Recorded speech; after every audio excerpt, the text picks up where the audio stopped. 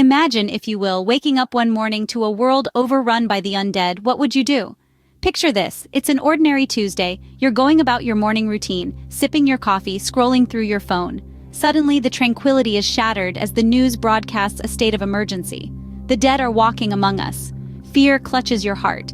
Disbelief clouds your mind, and panic sets in. Your quiet neighborhood is now a terrifying battleground, with friends and neighbors transforming into mindless, flesh-hungry monsters. You can hear the shrill screams piercing the once peaceful morning. The chaos is deafening. The world as you know it has been turned upside down in the blink of an eye. Your instincts kick in. The need to protect yourself and your loved ones becomes paramount. The comfort of normalcy is replaced with the chilling reality of survival. In that moment, survival becomes your only goal. As you venture out of your safe haven, you encounter your first zombie. Imagine this. You're stepping out of your sanctuary for the first time since everything went sideways. The world as you knew it is gone. The air, once filled with the hum of everyday life, is now eerily silent, save for the distant echo of moans? Yes, moans, like a chilling wind blowing through a graveyard. It's a sound you'll come to know all too well. You turn a corner, and there it is. The first zombie you've ever seen. Not in a movie, not in a video game. This is real. Its eyes are vacant, lifeless, yet hungrily fixated on you. It's a horrifying sight, a grotesque parody of a human being, a stark reminder of what the world has become. But this is not the time to let fear overtake you. This is the time to stay calm, to think, to act. Panic can be your greatest enemy in these situations, more dangerous than the creature shambling towards you. Your heart pounds like a drum in your chest, but you mustn't let it control you. You remember the makeshift weapon you fashioned from the remnants of your old world. You grip it tightly, your knuckles white. You take a deep breath, steady your shaking hands. You're scared, yes, but you're also determined. You're a survivor.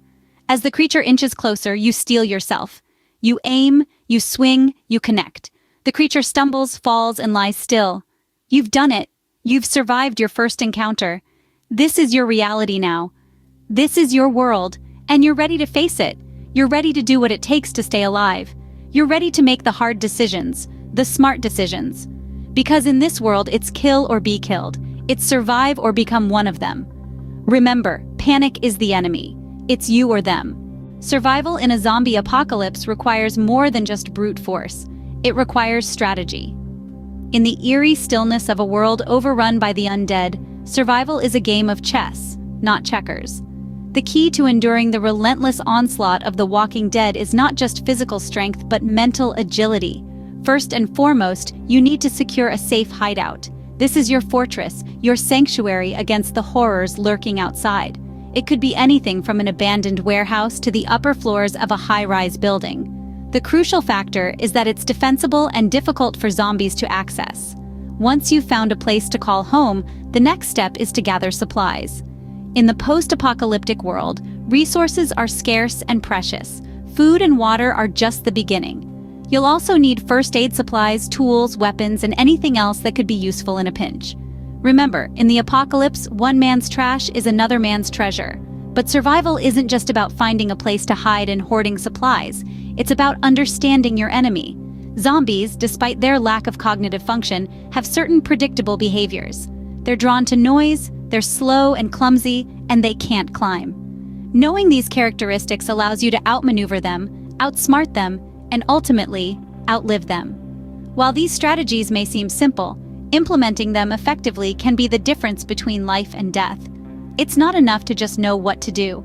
You must be able to adapt, to think on your feet, to make tough decisions when the pressure is on. In a world overrun by the undead, the survivors are not always the strongest, but those who are smart, resourceful, and adaptable.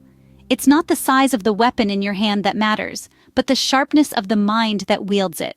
So remember, if you ever find yourself in the midst of a zombie apocalypse, don't just fight. Think, strategize, survive.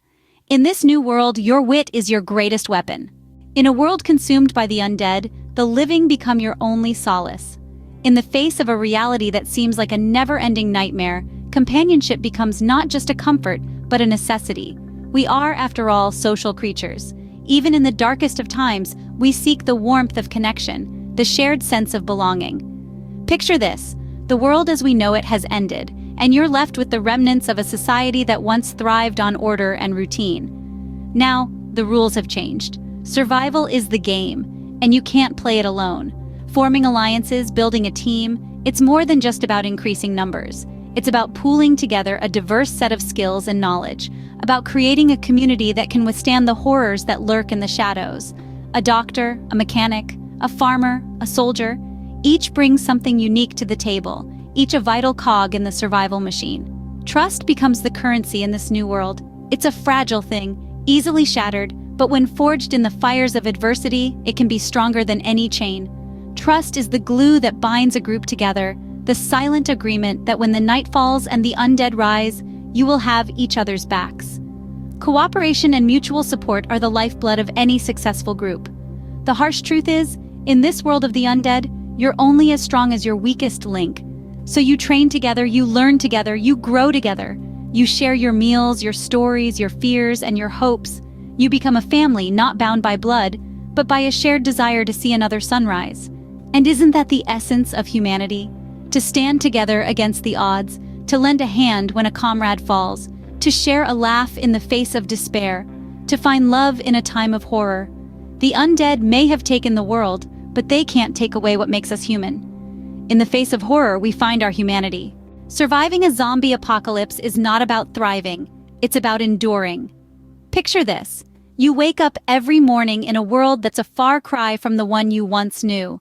The bustling streets, the coffee shop at the corner, the laughter of children playing in the park, all swallowed by an eerie silence that's as cold as the undead that roam the earth. This is the harsh reality of a post-apocalyptic world. Imagine living each day with the knowledge that it might be your last. Every creak in the floor, every rustle of leaves, every shadow that moves could be a sign of impending doom. The fear, the uncertainty, the constant vigilance, they gnaw at your sanity, bit by bit. Survival in this context is a relentless battle not just against the walking dead, but also against the living nightmare that is your own mind. The stress, the trauma, the grief of losing loved ones, they all leave scars, deep, painful, and invisible. You're forever on the edge, teetering between hope and despair. Yet amidst this bleak existence, you find strength. Strength in your will to survive, to keep going despite the odds. You learn to adapt, to make the best of what you have. You learn to find joy in the smallest of things. A safe place to rest, a meal that's more than just scraps, a moment of peace amidst the chaos. But most importantly, you learn to value connection. In a world gone mad, the bonds you form with your fellow survivors become your lifeline. They're your source of comfort, your beacon of hope in an otherwise desolate landscape. Surviving a zombie apocalypse isn't about outsmarting the undead or amassing a stockpile of resources. It's about resilience. It's about holding on to your humanity when everything around you is spiraling into chaos. And that's the harsh reality of it all. In this world, you're not living, you're enduring. You're fighting not just for your life, but also for your sanity, your spirit, your essence. In this grim reality, hope is your only beacon. Every day is a fight for survival, a fight for sanity. The struggle is real, and it's not for the faint of heart. Let me take you back to a gloomy Tuesday, a day that started like any other in the post-apocalyptic world we now inhabit. Our protagonist, a former schoolteacher named Sarah, was out scavenging for resources. She had a plan, a route, and a weapon, a rusty crowbar she'd found in the ruins of an old garage. She thought she was prepared, but nothing can truly prepare you for a face-to-face encounter with the undead. As she entered what was once a bustling supermarket, now a hollow shell, she heard a guttural growl. Her heart pounded like a drum in her chest, her palms sweaty around the cold metal of the crowbar.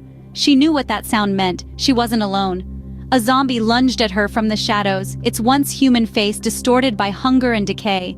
Sarah swung her crowbar with all her might, connecting with the creature's skull. It staggered, but didn't fall.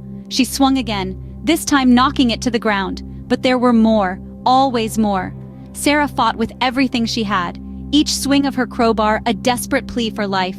She was surrounded, outnumbered, but she refused to give up.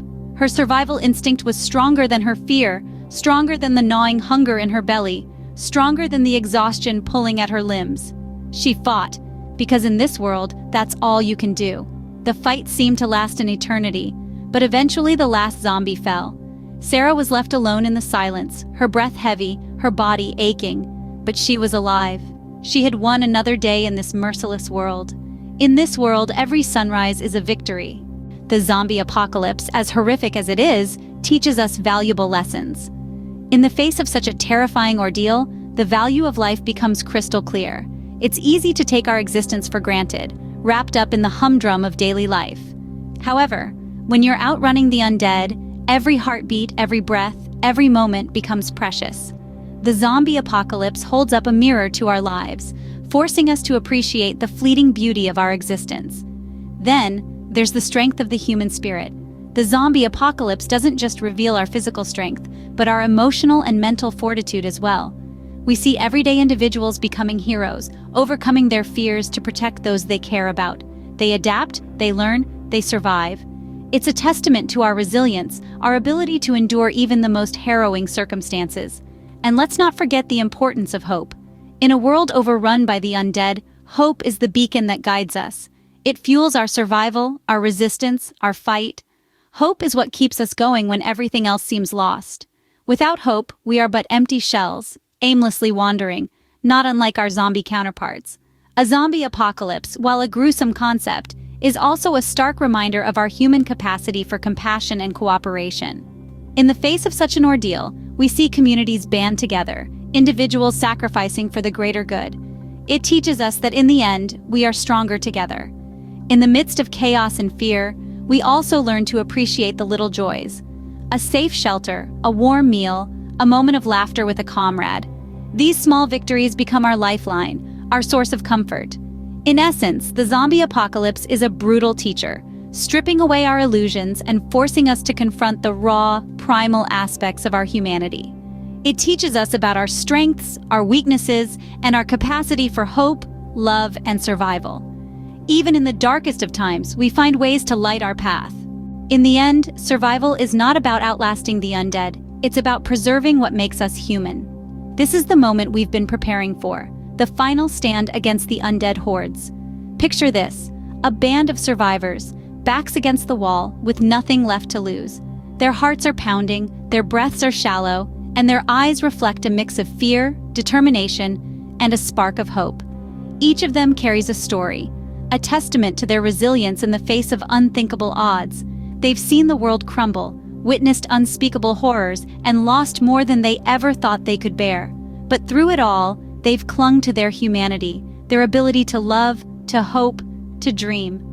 They're not just fighting for survival, they're fighting for the laughter that once filled their homes, for the warm summer days that now seem like distant memories, for the chance to see another sunrise, to feel the wind on their faces, to taste the sweetness of a fresh apple. They're fighting for the world that was, and the world that could be again. They're fighting for the little girl who still clings to her teddy bear, for the old man who still believes in the goodness of people, for the young woman who dreams of rebuilding, for the boy who longs to see the ocean. They're fighting for each other, for the bonds they've formed, the family they've become. And so, they stand their ground, their weapons at the ready. This is their moment, their final stand. Each breath feels like a gift, each heartbeat a defiant anthem against the darkness. They move as one, a symphony of survival, a testament to the indomitable human spirit. The battle is fierce, the odds are against them, but they fight on, driven by the conviction that there's more to living than just surviving. Every swing, every shot, every sacrifice is a declaration of their humanity, a statement that even in the face of the apocalypse, life is worth fighting for. In the face of the apocalypse, we discover what it truly means to be alive. Please like and subscribe. It only takes you a second but helps us out a lot.